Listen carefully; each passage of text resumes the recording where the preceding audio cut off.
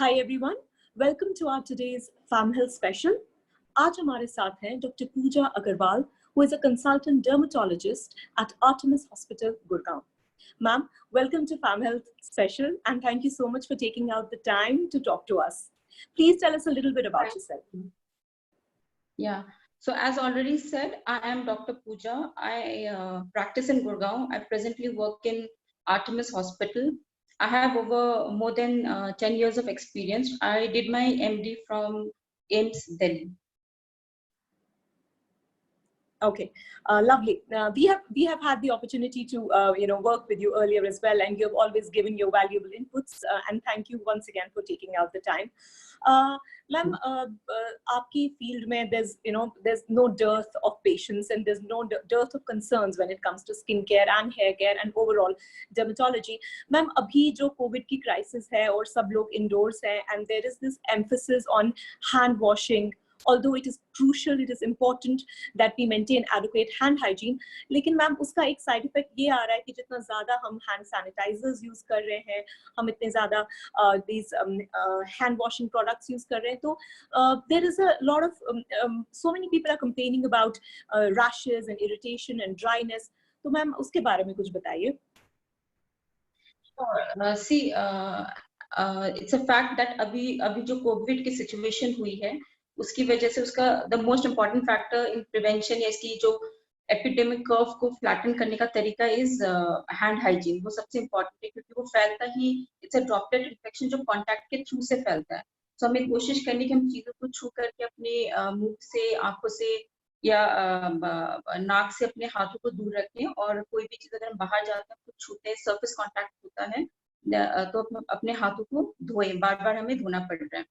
सो hand hygiene maintain करने के दो तरीके हैं कि तो हम सोप एंड वाटर से हैंड वॉश कर सकते हैं या फिर हम सैनिटाइजर्स यूज कर सकते हैं जो प्राइमरली अल्कोहल बेस्ड सैनिटाइजर्स हैं. So recommendation is to use at least 60% of alcohol based sanitizer. So इसमें प्रॉब्लम यही है जो आपने जैसे बताया कि बार बार हैंड सैनिटाइजर हैंड वॉश करने की वजह से ड्राइनेस की प्रॉब्लम आ रही है. सो इसमें पहला जो रिक्वायरमेंट है प्रिवेंशन. आप ड्राइनेस को प्रिवेंट कैसे कर सकते हैं? सो विच मीन्स कि सपोज जो लोग ज्यादातर घर पे हैं, जो बिल्कुल बाहर नहीं निकल रहे या सिर्फ ग्रोसरी के लिए बहुत जरूरी काम के लिए ही बाहर निकल रहे हैं, इसका मतलब है कि उन लोगों का प्रोबेबली बाहर से कांटेक्ट बहुत कम है. सो जब आप घर पे ही हो तो आपको हर बार बार बार हाथ धोने की या सैनिटाइजर यूज करने की उतनी जरूरत नहीं है जितनी एक हेल्थ केयर वर्कर को या फिर जो फील्ड पे काम कर रहा है उस बंदे को है. ठीक है. सो जब आप घर पे हो तो आप कम यूज कर सकते हैं. एंड कई लोग क्या करते हैं, दोनों चीजें करते हैं. They use hand wash with soap and water plus sanitizer भी करते हैं. सो दोनों चीजें की जरूरत नहीं है. आप जब दोनों एक साथ करते हो आप इरिटेशन पोटेंशियल बढ़ाते हो, बट आपकी उसमें एफिकेसी में कोई फर्क नहीं आने वाला है. ठीक है. सो दोनों नहीं करनी है. तीसरी चीज, जब भी हैंड वॉश करते हैं आपको उसके बाद इमीडिएटली एक अच्छा मॉइस्चराइजर यूज करें. सो आजकल मार्केट में बहुत सारे moisturiser pharmacies open, you can get a good moisturiser from a pharmacy. So after every hand wash apply moisturiser जिसमें सेरामाइड्स या पैराफिन या पेट्रोलेटम, ये कॉमन कंपाउंड्स से बटर्स वाले ऐसे मॉइस्चराइजर हम इस्तेमाल करें. ठीक है. उसके अलावा कई लोग जैसे मैं ग्रोसरी के लिए जाती हूँ, then I see people, normal people जो कि ग्लव्स पहन के आते हैं जब वो ग्रोसरी करने आते हैं. तो अगर आप ग्लव्स पहन रहे तो आप गीले हाथों पे ग्लव्स नहीं पहने या अपने अल्कोहल सैनिटाइजर हाथ में लगा लिया और आप उसके ऊपर से ग्लव्स पहन रहे, ऐसा नहीं करना है. जब आप ग्लव्स पहनते, क्योंकि वो अंडर ओक्लूजन होने वाला है, आपके हाथ बिल्कुल ड्राई होने चाहिए और फिर आप ग्लव्स पहने. ठीक है. और फिर जब आप ग्लव्स उतार दें फिर आप अच्छी से हैंड वॉश के बाद फिर से मॉइस्चराइजर लगाएं. जो कॉमन प्रॉब्लम हमें आती है, लोग कहते हैं कि बार बार मॉइस्चराइजर लगा तो ले हम दिन में, लेकिन हम जब काम करते हैं वो वॉश ऑफ हो जाता है. सो देखो, मॉइस्चराइजर में डिफरेंट काइंड ऑफ कंपोनेंट्स होते हैं. मोस्टली मॉइस्चराइजर में कॉम्बिनेशन होते हैं. तो कुछ ऐसे पदार्थ होते हैं जो एक सील कर देते हैं स्किन के ऊपर, जिससे कि जो स्किन का वाटर होता है वो लॉस ना हो पाए. कुछ ऐसे पदार्थ होते हैं जो स्किन के अंदर वाटर की क्वांटिटी बढ़ाते हैं, जो एनवायरनमेंट से स्किन की डीपर लेयर से मॉइस्चर लेकर के स्किन को साफ बनाते हैं. सो कॉम्बिनेशन में होते हैं. सो वो एब्जॉर्ब होते हैं. सो अगर वो दोबारा वॉश हो भी जाए तो कोई प्रॉब्लम नहीं है, आप दोबारा से लगा सकते हैं. लेकिन सोने से पहले जरूर अच्छे से मॉइस्चराइजर लगाए, तो उससे आप काफी हद तक प्रिवेंट कर सकते हैं। सो ड्राइनेस एक प्रॉब्लम है, बट कई बार ड्राइनेस ज्यादा हो जाए तो एक्जिमा में कन्वर्ट हो सकती है, विच मीन्स आपके हाथ में छोटे छोटे दाने हो सकते हैं जिससे पानी निकल सकता है, काफी खारिश और जलन हो सकती है, कट्स फिशर्स हो सकते हैं जिससे खून निकल सकता है। तो ऐसे केसेस जब ये एक्जिमा हो जाता है तो आपको किसी डर्मेटोलॉजिस्ट की जरूरत पड़ सकती है, जो कि आपको प्रिस्क्रिप्शन मेडिकेशन देंगे जो कि इस एक्जिमा को रिवर्स करने में हेल्प करेगा। साथ में कई लोगों को ओरल मेडिकेशन, खाने की दवाइयों की भी जरूरत पड़ सकती है, जो कि डर्मेटोलॉजिस्ट ही डिसाइड कर सकता है। ये तो हो गया बिकॉज ये जो हमें जो भी प्रॉब्लम आई थी, डिटर्जेंट जो हमारे स्किन के लिपिड को है उसको निकालने की वजह से होती है, बैरियर को वीक कर देती है। लेकिन कई बार कई लोगों को डिटर्जेंट से एलर्जी होती है, मतलब वो ज्यादा नहीं भी इस्तेमाल करें, जी वो कम भी इस्तेमाल करें तो भी उनको प्रॉब्लम होती है। सो उसको हम कहते हैं एलर्जी कॉन्टैक्ट डर्मेटाइटिस। ऐसे इंडिविजुअल्स को again you have to go for milder washes. अगर फ्रिक्वेंटली यूज करें तो माइल्डर वॉशेस यूज करनी चाहिए। मेडिकेशन ऑन एंड ऑफ इनको जरूरत पड़ने वाली है। हम हॉस्पिटल्स में we do something called patch test, जिससे हम आइडेंटिफाई कर सकते हैं किस चीज से एलर्जी है। कुछ बैरियर क्रीम्स आती हैं जो कि आप स्किन पे लगा सकते हैं, जो कि नॉर्मल हैंड वॉशिंग से निकलती नहीं है, तो फिर वो आपको इन एलर्जन से आपको बचा सकती है। जी जी, जैसे कि आपने कहा, इवन आई थिंक पीपल जो नॉर्मली भी जब हम हैंड वॉश करते थे डॉक्टर पूजा, तो हम इतना फ्रीक्वेंटली तो नहीं करते थे ना, तो इवन जो लोग पहले शायद उतने सेंसिटिव ना भी होते, अगर नॉर्मल भी स्किन होती, अब बहुत ज्यादा सेंसिटाइज हो गई होगी because of such frequent hand washing. और आपने बहुत राइटफुली कहा that we need to take care of our hands. और जैसे ये sometimes I am also a culprit of doing this, कि हैंड वॉश भी किया, फिर साथ में सैनिटाइज भी हाथ कर लिए, just that we are a bit too paranoid. तो हाँ, आपने बहुत अच्छे से बताया मैम कि how important it is to take adequate care of hands, especially during this crisis, क्योंकि शायद फिर हम कतराएंगे हाथ धोने से बार बार, so better to just use a good moisturizer. Now since we are all stuck indoors, और it's been more than a month, और अब देखते देखते summer भी आ गया, and summer में there's a huge array of skin conditions and skin problems जो लोग लेकर आते हैं आपके पास, आपके patients। तो मैम अगर एक जनरल में आपको बताना होगा एक स्किन केयर रूटीन जो समर में लोगों को फॉलो करनी चाहिए to take care of the skin, तो एक simple to follow easy skin to keep routine to keep skin healthy, वो क्या होगी? Okay, so summers में the advantage of this weather is that dryness कम होती है ना, एनवायरमेंट में थोड़ा मॉइस्चर होता है, रेन्स हैं, सो देन वो आपके स्किन को भी मॉइस्चराइज रखने में हेल्प करता है, सो आपकी स्किन ड्राई कम होती है, जो विंटर्स में ड्राइनेस की प्रॉब्लम अक्सर आती है। दूसरा प्रॉब्लम ये है कि एक्ने की प्रॉब्लम, जिनकी ऑयली स्किन, उनके एक्ने के प्रॉब्लम जनरली फ्लेयर अप हो जाते हैं इस टाइम पे। thirdly sun protection, because अभी धूप ज्यादा होती है, सन रे स्ट्रॉन्ग होते हैं, सो हमें सन रे से होने वाले डैमेज होने की टेंडेंसी ज्यादा होती है। सो अभी तो इम्पोर्टेंट पार्ट ऑफ बेसिक जो हम स्किन केयर होता है उसमें important part cleansing, moisturising and sun protection, ये 3 इम्पोर्टेंट पार्ट्स में आप इसको डिवाइड कर सकते हो, ठीक है। सो क्लेंजिंग का मतलब है using a good face wash that is appropriate for your skin, जो आपके स्किन के लिए सही हो। सो ऐसा नहीं कि सभी की स्किन इस टाइम पे ऑयली हो जाती है, किसी की इस टाइम पे ड्राई ही रहती है या नॉर्मल रहती है। तो जो भी आपका स्किन टाइप है, अगर आपकी स्किन ड्राई है, सो आप सोप फ्री क्लेंजर्स यूज कर सकते हैं, जिसमें ज्यादा लैदर नहीं होता, जो आपके स्किन के जो नेचुरल ऑयल्स है उनको निकालता नहीं है और आपकी स्किन को ड्राई नहीं करेगा, वो इम्पोर्टेंट है। लेकिन अगर आपकी स्किन, जो जनरली अगर आप देखते हैं एल्डरली पॉपुलेशन, उनकी स्किन विंटर्स समर्स ड्राई हो सकती है। जिनकी स्किन ऑयली है या एक्ने प्रोन है, so we need to use product जिनमें थोड़ा सैलिसिलिक एसिड हो या कॉमनली ट्री टी ऑयल हो या बेंजोइल पेरोक्साइड हो, ये प्रोडक्ट्स हम देखते हैं जिनमें हो, तो वो आप इस्तेमाल कर सकते हो। वो एक तो एक्ने कंट्रोल में हेल्प करता है, सीबम रेगुलेशन, जो आपकी स्किन में ऑयल प्रोडक्शन है उसको भी कम करता है। देन जिनकी नॉर्मल स्किन है, they really don't have any problem, they can use any good face wash for normal skin. Generally अगर आप मार्केट में खरीदते भी हो तो वो स्किन टाइप के अकॉर्डिंग मेंशन किया होता है, सो अच्छा ब्रांड यूज करें, इफ पॉसिबल फार्मेसी से फार्मास्यूटिकल ब्रांड यूज करें, and you can just read the instructions carefully, उसको पढ़ने उसमें क्या लिखा हुआ है और अपनी skin type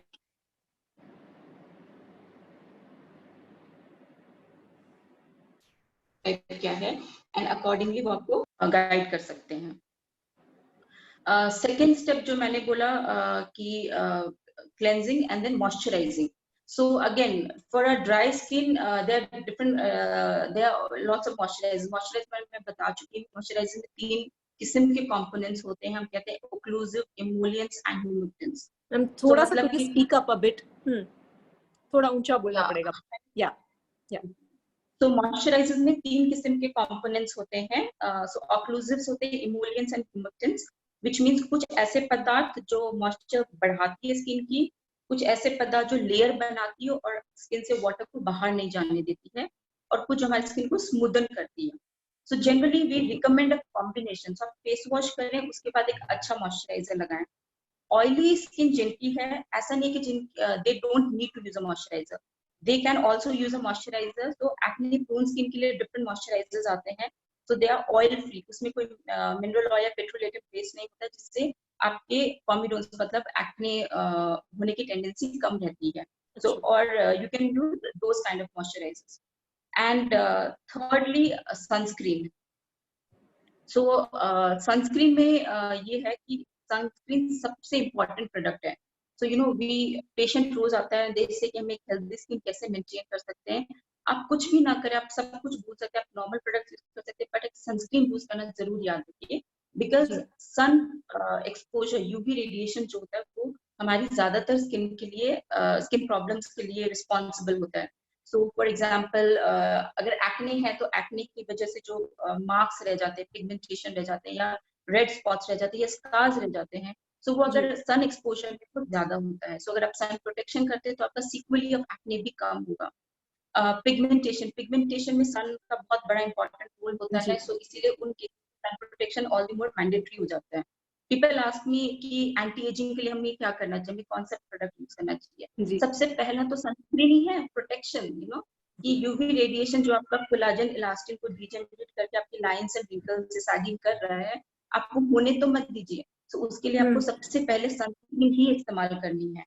so again sunscreen में भी बहुत किस्म के सनस्क्रीन्स हैं, so they are sunscreen for special type. So generally acne के लिए we use gel based sunscreen जो ऑयली नहीं होता है, एंड जो नॉर्मल स्किन होती है या ड्राई स्किन होती है उसमें आप पूरा क्रीम बेस्ड यूज कर सकते हो। सो that is the basic concept of using a sunscreen. दूसरा, सो लोग SPF, यू नो, हमसे बहुत पूछते हैं कि कौन सा SPF हमें इस्तेमाल करना है। So I know people who use 100+ SPF of sunscreen. Trust me, 100+ SPF कुछ नहीं होता है। What we need to do is 30+ sunscreen हमारे स्किन टाइप के लिए good enough होता है। 30+. Important is कि आप कितना रेगुलरली, कितना फ्रिक्वेंटली उसको अप्लाई करते हो एंड कितनी क्वांटिटी में यूज करते हो।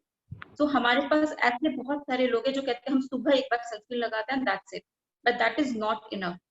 सनस्क्रीन के जो कंपोनेंट्स होते हैं वो 2 घंटे में डिग्रेड होने लग जाते हैं। सन के एक्सपोजर में अपने आप उनकी जो प्रोटेक्शन करने की क्षमता होती है वो कम हो जाती है। सो अगर आपने सुबह लगाए तो पूरे दिन का प्रोटेक्शन आपको बिल्कुल नहीं देने वाला है।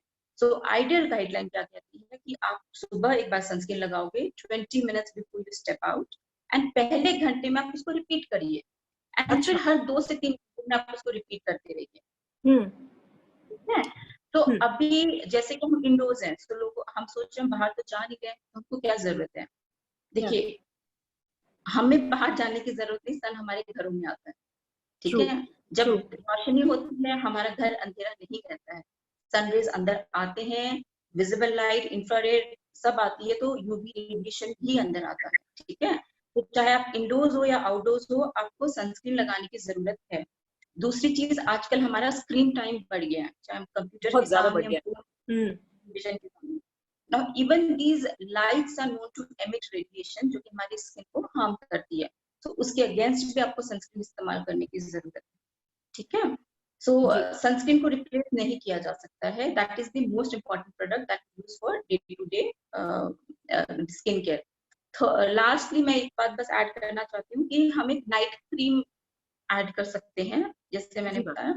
सो नाइट क्रीम में यू कैन, जिनकी एक्ने प्रोन स्किन है, they can use anything that has retinol based cream, जो कि सीबम कंट्रोल करता है, स्किन की डिफरेंशिएशन सेल्स को करेक्ट करता है, एंड देयरबाय आपकी एक्ने की टेंडेंसी को कम करता है। सिमिलरली फॉर एजिंग के लिए भी रेटिनॉल बेस्ड क्रीम या hyaluronic based cream plus vitamin C is again good as an anti-aging product, so that can be used at night.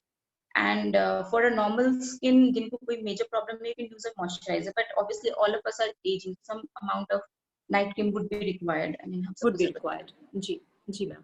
तो ये तो आपने बहुत अच्छे से बता दिया कि एक पूरे दिन में हमारे स्किन केयर की क्या रूटीन होनी चाहिए टू एंश्योर, क्योंकि समर आ रहे हैं and most of us will not have access to doctors, and that's why doctor Pooja हमारी फैम हेल्थ पे यही कोशिश रहती है कि हम एक्सपर्ट्स को स्पेशली इस टाइम पे हमारे व्यूअर्स तक लेकर जाएं, क्योंकि उनका एक्सेस जो है वो अपने डॉक्टर्स तक लिमिटेड है।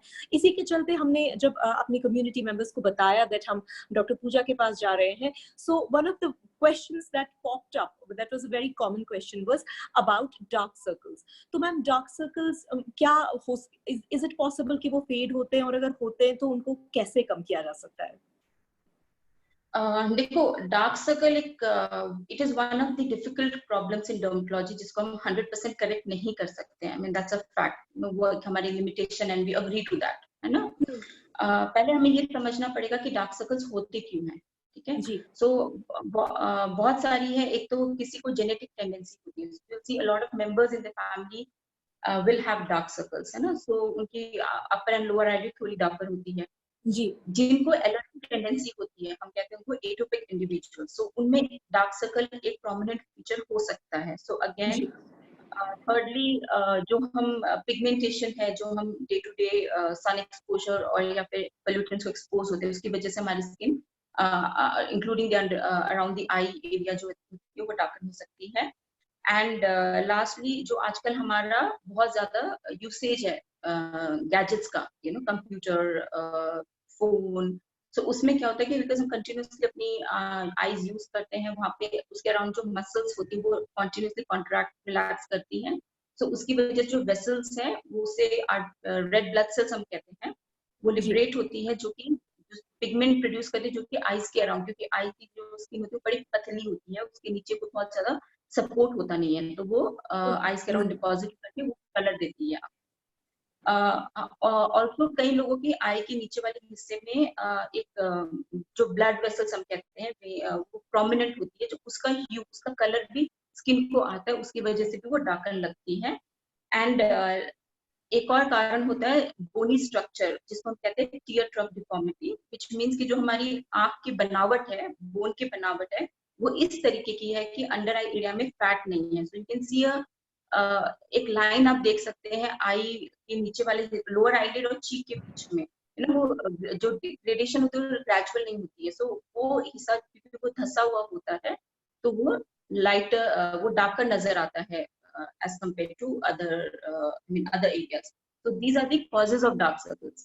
Now since इसमें कुछ ऐसे कारण हैं जिसको आप नहीं हटा सकते हो, तो जेनेटिक फैक्टर आप नहीं हटा सकते हो, एलर्जिक टेंडेंसी जो एटोपिक होते हैं आप नहीं हटा सकती है। वो नहीं।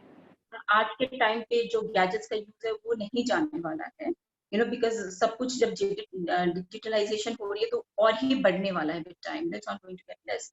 सो इसकी वजह से आप उसको 100% करेक्ट नहीं कर सकते, बट जो ट्रीटेबल चीजें हैं, for instance sometimes there is eczema या कुछ ऐसा अराउंड द आई, जब वो हील करता है तो वो निशान छोड़ सकते हैं, हम उसको पोस्ट इंफ्लेमेटरी हाइपरपिगमेंटेशन कहते हैं। सो जो चीजें ट्रीट हो, जैसे कि टीयर ट्रफ डिफॉर्म, जो मैंने बोनी डिफॉर्मिटी बोला, या किसी इंफ्लेमेशन एक्जिमा होने की वजह से निशान, उसमें हम लाइटनिंग क्रीम्स यूज कर सकते हैं। और जो टीयर ट्रफ डिफॉर्म, जो बोनी डिफॉर्मिटी होती है, उसमें हम कुछ चीजें हम इंजेक्ट कर सकते हैं, जिसकी वजह से वो जो गड्ढा होता है वो भर जाता है, so उसकी डार्कनेस कम नजर आती है।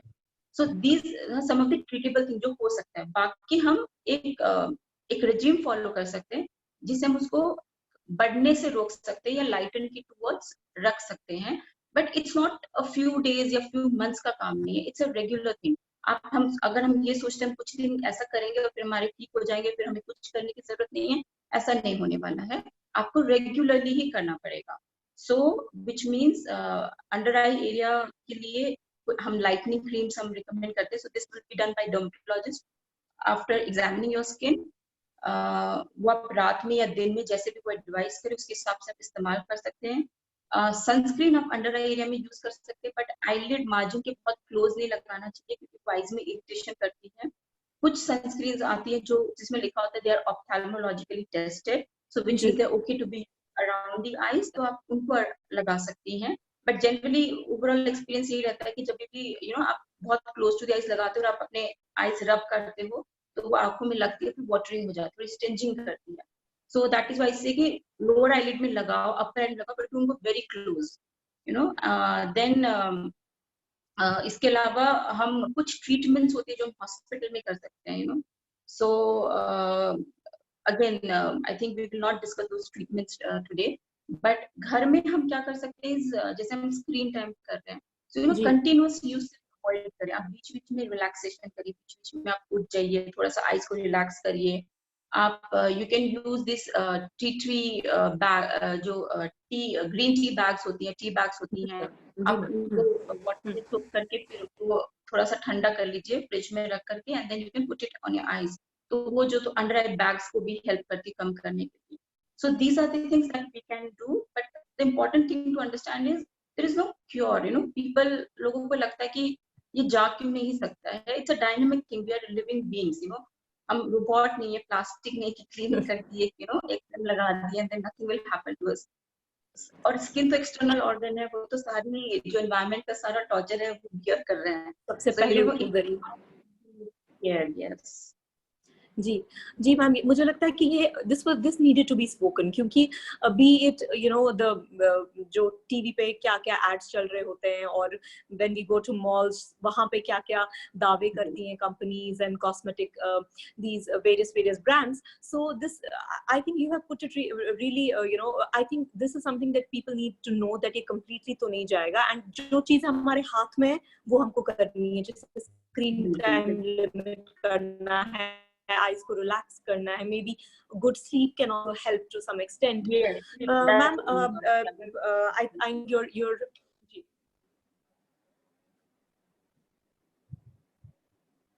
can you hear me? Yes. Yeah, जी ma'am, I know that you're pressed on time, so before we wrap the session, today's session up, there is one topic जो जिस पर आपको बात करनी ही करनी है, and that is hair fall. And बहुत ही common है. पहले तो लोगों को पता नहीं है कि hair fall what amount of hair loss is normal and what amounts to hair fall. तो मैम वो myth भी थोड़ा bust कर दीजिए, and साथ में what can we do to keep to prevent hair fall or to manage it at home. Sure, ठीक है. So see, before we talk about hair fall, we have to understand कि हमारा hair एक there's something called hair cycle. वो phases से गुजरता है. So again, what happens is there's something called anagen phase. So जब आप बाल खींचोगे, जो बाल आपके बिल्कुल नहीं टूटते हैं, they're strong hair. So those are the hair जो anagen phase में है. That is called the growth phase. ठीक है. तो हमारे ज्यादातर hair होते हैं वो एनाजन फेज में होते हैं. About 90% of the hair is in anagen phase. So वो जनरली 2 से 6 साल तक लास्ट करता है, एंड तभी बालों में लेंथ आती है, मतलब वो ग्रो करता रहता है बिना गिरे. वो लंबा होता है, बट सबका अलग अलग होता है, वेरिएबल होता है. उसके बाद वो ग्रो होने के बाद फिर वो ट्रांजिशनल फेज में चला जाता है, जब उसकी ग्रोथ रुक जाती है, हम उसको कैटाजन कहते हैं. तो वो टिपिकली आप मान के चलो राउंड अबाउट 2 हफ्ते 3 हफ्ते तक लास्ट करता है, जब वो रेस्ट कर वो ग्रो होना बंद हो जाता है. बंद कर देता है, ब्लड सप्लाई न्यूट्रिशन जाना बंद हो जाती है, वो है गिरने के लिए तैयार हो जाता है. देन उसके बाद आता है टेलोजन फेज, जो कि हम कहते हैं रेस्टिंग फेज होता है. उसमें बाल रेस्ट कर रहा होता है. उसके बाद वो लगभग 3-1 महीने के लिए लास्ट करता है, एंड फिर उसके बाद वो बाल शेड हो जाता है. So this is normal procedure. So हमारे स्कैल्प में एक एवरेज अमाउंट में तो 1 लाख तक बाल हो सकते हैं. सो अगर हमारे दिन में 50, 60, 100 बाल गिर रहे हैं तो वो नॉर्मल है, वो फिजियोलॉजिकल, वो इसी प्रोसेस का एक पार्ट है.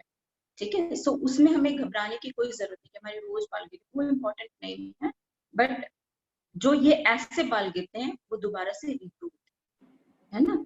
तो वो जी। बाल उसी जहाँ पे टेलोजन है जब वो शेड हो जाता है तो उसी जगह पे नया बाल फिर एनाजन फेज में आ जाता है, जो कि लंबा ग्रो करने वाला है, और कोई और बाल टेलोजन में जाएगा जो कि गिर जाएगा। तो ये ठीक है, एक तो ये साइकिल है प्रोसेस जो चलता रहता है। चलता रहेगा। हाँ, and it happens all over the body, सिर्फ स्कैल्प की हेयर की बात नहीं है।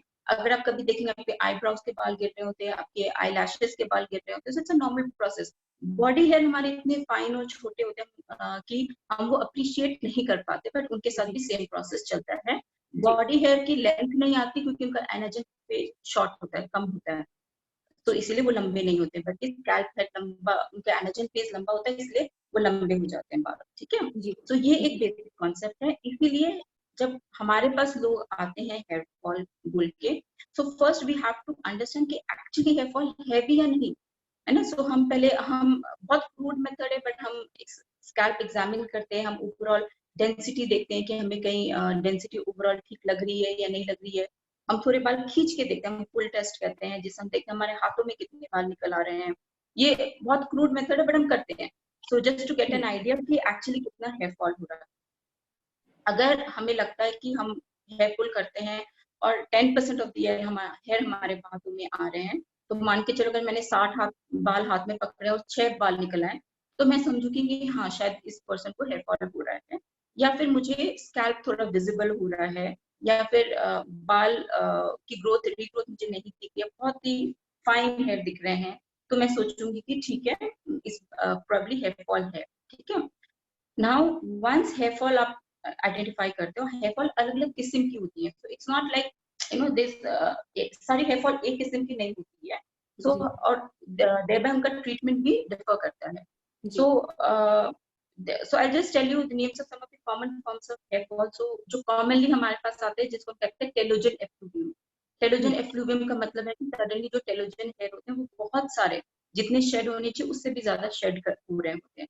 तो ये जनरली दो रीजन से मोस्ट होता है। कॉमन वन होता है इज शायद। Most common, so like there was, जब डेंगू का सीजन होता है और उसके 3 से 6 महीने के बाद हमारे पास बहुत केसेस आते हैं, तो हाँ। उस टाइम का जो 3 से 6 महीने पहले का स्ट्रेस था, वो बाद में वो उस टाइम के जो टेलोजन है तो वो सारे शेड हो जाते हैं, तो वो जो गिरते हैं तो आपको लगता है आपके बहुत बाल गिरते बहुत हैं, बाल गिर और गए। पीपल टेलिंग तो गंदे हो जाएंगे हमारे बाल, रोक दो गिरना, जी। बट देन ये इवेंचुअली रुक जाते हैं, ऐसा नहीं है। सो ये वाले बाल रिग्रो हो जाएंगे, बट इनको थोड़ा समय लगता है, अगले 3 से 6 महीने में ये रिग्रो होना शुरू हो जाते हैं।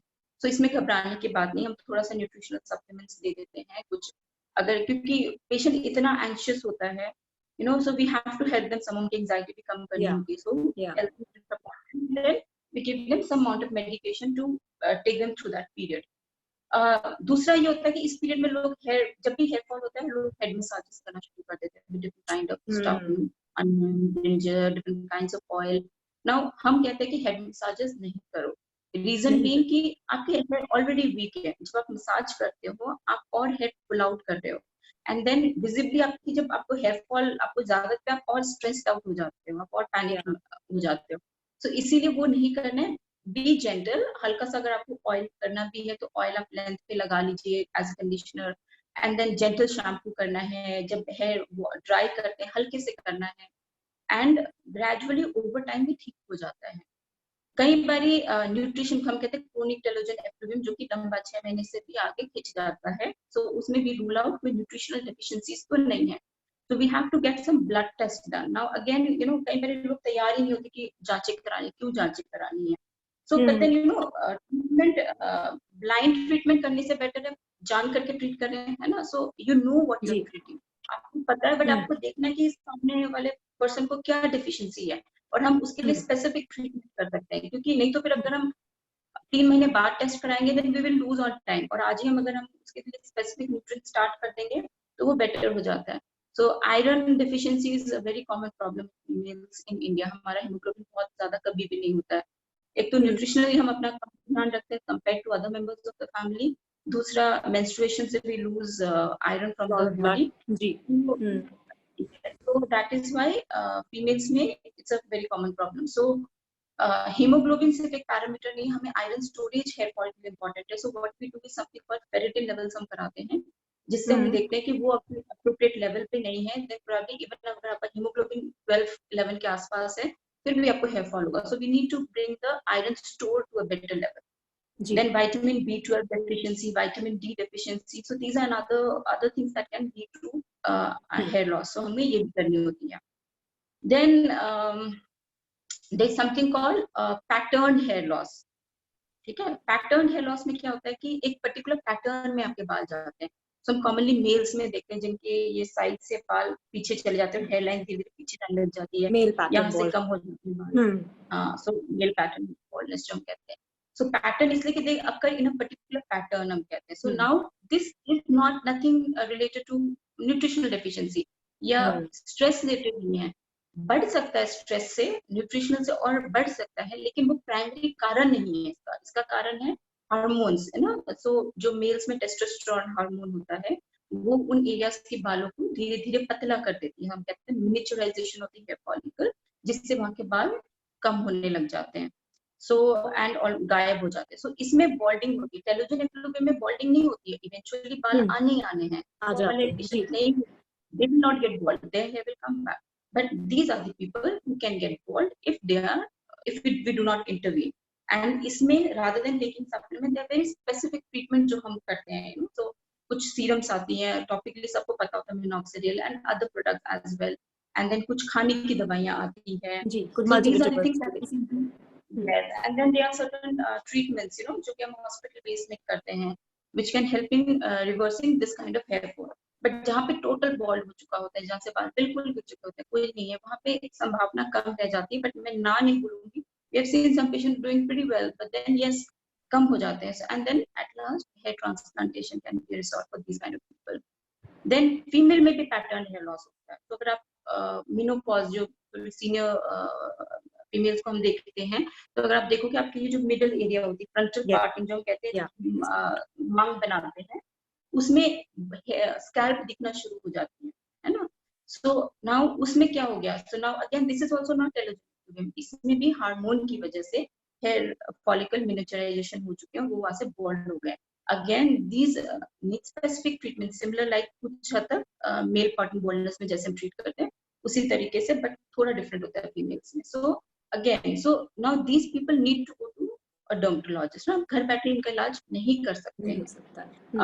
There young people with female pattern baldness, उनकी जेनेटिक टेंडेंसी होती है या फिर कोई हार्मोनल डिसऑर्डर है, जो कॉमनली हम पीसीओडी हम कहते हैं, सो अगर कोई hormonal disorder then start losing it. So इनके भी बॉल्ड पैटर्न हेयर लॉस यहाँ से, कई लोगों की मेल पैटर्न में होती है, सो साइड से ही बाल जाते हैं.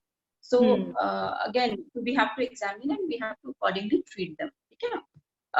there are a lot of systemic conditions, जो अंदरूनी बीमारियां होती हैं जिनमें हेयर फॉल हो सकता है, जैसे कि थायराइड डिसऑर्डर्स होती हैं, कुछ ऑटोइम्यून डिसऑर्डर्स होती है, जैसे कॉमनली एसएलई हम कहते हैं, सिस्टमिक लूपस एरिथेमेटोसिस, उनमें भी हेयर फॉल होता है. सो इट्स नॉट कि हेयर फॉल हो गया हम घर में कुछ करके हम मैनेज कर सकते हैं. You have to see a doctor so that they can at least tell you what is the reason for your hair fall.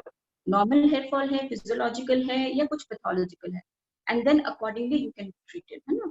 कुछ होती है एलोपेशिया एरिएटा हम कहते हैं, मतलब ये ऑटोइम्यून होता है. इसमें आपके जो इम्यून सेल्स होते हैं वो आपके हेयर फॉलिकल्स को डैमेज कर रहे होते हैं और सर्कल पैच जगह जगह गोल गोल में कंप्लीट हेयर लॉस टोटल चले जाते हैं बाल पे, फिर वो धीरे धीरे वापस आते हैं. So that is another kind of hair fall. So yes, so these are I mean what I'm trying to say is by telling all this कि हेयर फॉल में आइडेंटिफाई करना जरूरी है, कारण क्या है हेयर फॉल का, एंड उसको अप्रोप्रिएटली फिर ट्रीट किया जा सकता है. ऑब्वियसली न्यूट्रिशन जो हम घर पे करते हैं उसका बहुत इंपॉर्टेंट रोल है. हम अच्छा खाना खाएं, और हमारी स्किन और हेयर का कोई अलग फॉर्मूला नहीं है कंपेयर टू हमारी बॉडी का. जो हमारी बॉडी का formula same skin and hair, part of the same process, right. तो वो हमने वही करना है. So less of carbohydrate, less of sugars, less of junk food, aerated drinks, वो सब हमें नहीं लेनी है. more of fruits, vegetables, plenty of water, and eat different kinds of food. वो बहुत बड़ा important है. So हर किस्म की चीज खाएं, सिर्फ चावल क्यों खाना, सिर्फ रोटी क्यों खानी. और भी मिलेट्स हैं, हम ज्वार खा सकते हैं, बाजरा खा सकते हैं, किनोआ खा सकते हैं. So we have to eat different kinds of food. सिर्फ एक किस्म का फूड क्यों खाना, जो अवेलेबल है, कभी कुछ खा लिया सीजनल, कभी कुछ खा लिया. So you have to try and eat different kinds of food. और जितनी colored की foods खाते हैं उतना ज्यादा हमें minerals, vitamins, nutrition हमारी बॉडी को मिलता है, and then हमें healthy बनाता है.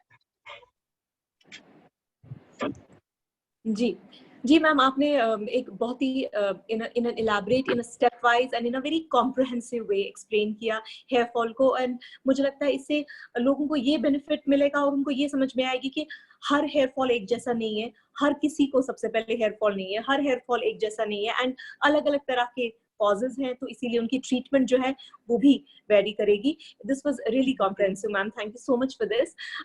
मैम, ये there is no end to the skin and the hair problems जो I would personally want to ask you, but I know you are pressed on time, and I hope that we continue having conversations in the future, जहां आप ऐसे ही बहुत सारे topics को हमारे viewers के साथ शेयर करेंगे. मैम, आपने आज हमारे लिए टाइम निकाला, हमारे व्यूअर्स के लिए who were waiting to get in touch with a dermatologist, उसके लिए फैम हेल्थ की तरफ से बहुत बहुत thank you. Thanks a lot, ma'am. And if there are just some words of advice that you would like to give our community members, please go ahead. Thank you so much for inviting me. It was a real pleasure. I think what I want to say is कि हमारे India में problem क्या है, that you don't reach to the right person. जब भी आपकी कोई problem होती है, स्किन को हम बड़ा कैजुअल लेते हैं, सो हम क्या करते हैं, अगर हमको स्किन में कोई प्रॉब्लम होती है, हेयर में कोई प्रॉब्लम होती है, हम पहले सब फर्स्ट स्टेप होगा, हम घरेलू नुस्खे ट्राई करेंगे, हम इधर उधर अपने रिश्तेदारों से पूछेंगे क्या करना है, और जो दूसरे ने किया हम भी वही ट्राई करेंगे. सो ऐसा नहीं है जो दूसरे को सूट करेगा वो भी आपको सूट करेगा, सो वन. दूसरा, फिर अगर इससे हमारा काम नहीं बना, हम फार्मासिस्ट के पास जाएंगे और फिर हम उनसे दवाई पूछेंगे, और वो अपने हिसाब से, अपनी नॉलेज के हिसाब से वो आपको कुछ देंगे, आप वो कुछ समय तक ट्राई करते रहेंगे. सो आप डॉक्टर के पास तब पहुंचते जब आपका कंडीशन काफी सीवियर हो चुका होता है, बहुत डैमेज होता है. एंड प्लस कई बार क्या होता है, जो आपने ट्रीटमेंट जो भी किया है, आपने घरेलू नुस्खे या फिर जो अपने फार्मेसी से लिया है, वो रादर आपको कुछ हद तक नुकसान पहुंचा चुका होता है. ठीक है, सो इसीलिए माय सजेशन इज कि जब भी कोई स्किन, हेयर या नेल रिलेटेड इशू होता है, it's always better to seek a dermatologist advice. हो सकता है आपको उसके बाद उनकी जरूरत ना पड़े, एटलीस्ट वो आपको राइट गाइडेंस दे देंगे उस पॉइंट ऑफ टाइम पे, आपको बार बार इधर उधर जाने की जरूरत नहीं पड़ेगी. So that is the most important. जी मैम, आई थिंक इससे अच्छी कोई एडवाइस नहीं हो सकती है, क्योंकि there is no replacement for expert advice, there is no replacement for a doctor. तो हमारी तरफ से भी, फैमिली की तरफ से भी आपको यही रिक्वेस्ट है that once the lockdown is over and whatever skin and hair related problems you have, please seek expert advice, because there is no there is no replacement for that. If you have anything related to health, or if you want to watch content on health, log on to famhealth.in/community, जहां पर आप diabetes, cancer, pregnancy, skin care, hair care और ऐसी बहुत सारी conditions के related information पा सकते हैं. अपना ध्यान रखिए, stay endorse, stay healthy and stay safe. Thank you ma'am. Thank you so much.